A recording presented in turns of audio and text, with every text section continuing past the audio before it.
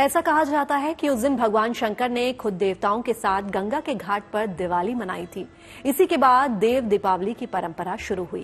कहते हैं कि इसी त्योहार के दिन भगवान शंकर ने त्रिपुरासुर राक्षस का वध किया था। मान्यता ये भी है कि इसी दिन शिवपुत्र कार्तिकेय का जन्म भी हुआ था।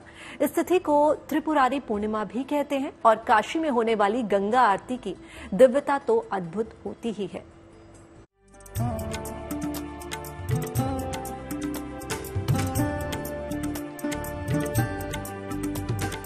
आषाढ़ मास के शुक्ल पक्ष की एकादशी को देव सो जाते हैं तो वे 4 माह बाद कार्तिक माह की एकादशी को उठते हैं। उनके उठने के बाद कार्तिक माह की पूर्णिमा को देव दीपावली मनाते हैं। देव दीपावली का पौराणिक इतिहास कहता है कि ये त्योहार भगवान शिव से विशेष संबंध रखता है, जिसके कारण देव दीपावली को त्रिपुरारी पूर्णिमा भी कहते हैं। पौराणिक कथा के अनुसार एक बार त्रिपुरासुर राक्षस ने अपने आतंक से पूरी धरती और स्वर्ग लोक में सभी को त्रस्त कर दिया था। देवता और ऋषि मुनि दानव के आतंक से त्रस्त थे। परेशान होकर सभी देवगण भगवान शिव से सहायता मांगने गए। भगवान शिव ने त्रिपुरासुर राक्षस का वध कर दिया। राक्षस के अंत की खुशी में सभी देवता प्रसन्न होकर भोलेनाथ की नगरी काशी में पधारे। उन्होंने काशी में दिए जलाकर खुशियां मनाई। जिस दिन ये हुआ उस दिन कार्तिक मास की पूर्णिमा तिथि थी। देव दीपावली के साथ कई पौराणिक मान्यताएं जुड़ी हैं। कार्तिक पूर्णिमा की तिथि को ही भगवान विष्णु ने मत्स्य अवतार लिया था।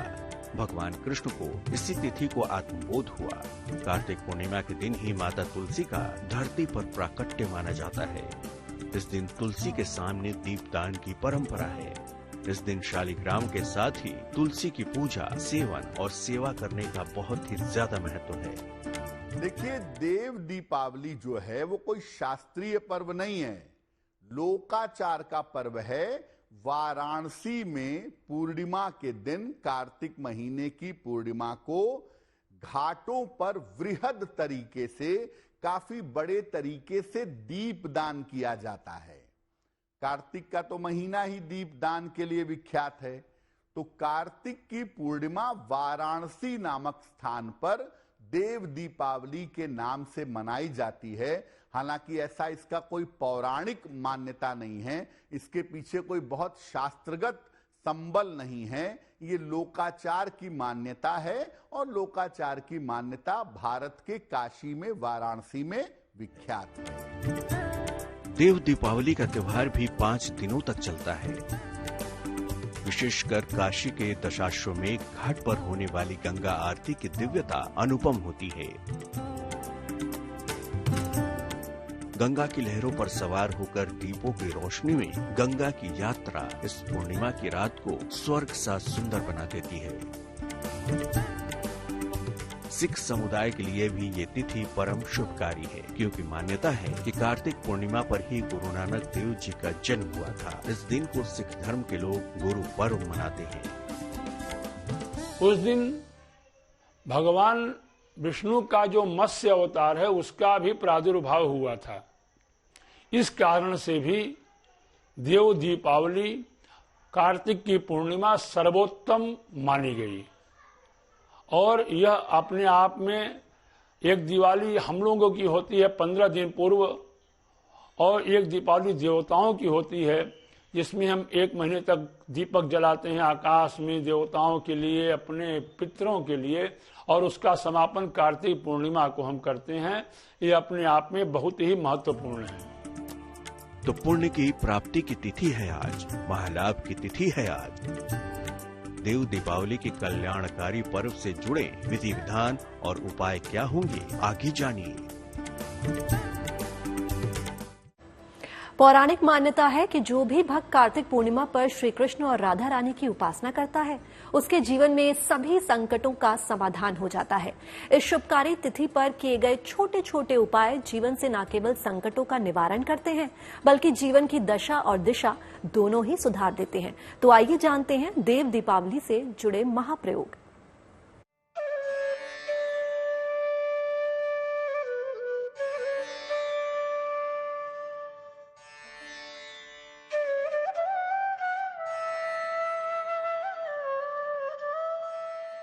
कार्तिक पूर्णिमा भगवान शिव, विष्णु, माँ गंगा, माता तुलसी, भगवान कृष्ण राधा के साथ साथ भगवान कुबेर और माँ लक्ष्मी की कृपा पाने का दिन होता है। देव दीपावली बेहद पुण्यकारी मानी गई है। तो अब समझिए ज्योतिष के विशेषज्ञों द्वारा बताए गए देव दीपावली से जुड़े कुछ महाप्रयोग। देव दीपावली पर दीपदान करके पितरों की कृपा भी पाई जा सकती है। घर के मुख्य द्वार पर दीपक जलाएं। घर के दरवाजे पर आम के पत्तों का तोरण लगाने से घर में सकारात्मक ऊर्जा आती है। सुख समृद्धि के लिए गोमती चक्र, काली हल्दी, एक सिक्का और कौड़ी लपेटकर तिजोरी में रखना शुभ माना जाता है। भगवान कुबेर के आगे दीप जलाएं, धन संबंधी बाधाएं दूर होंगी। मां लक्ष्मी की पूजा में खीर का भोग विशेषकर लगाएं। हिंदू धर्म में हर त्योहार में दान करने की परंपरा रही है और मान्यता है कि दान करने से सुख समृद्धि आती है। उसी परंपरा का निर्वहन इस त्योहार पर भी किया जाता है। मान्यता है कि कार्तिक पूर्णिमा के दिन क्षीर सागर का दान भी किया जाता है।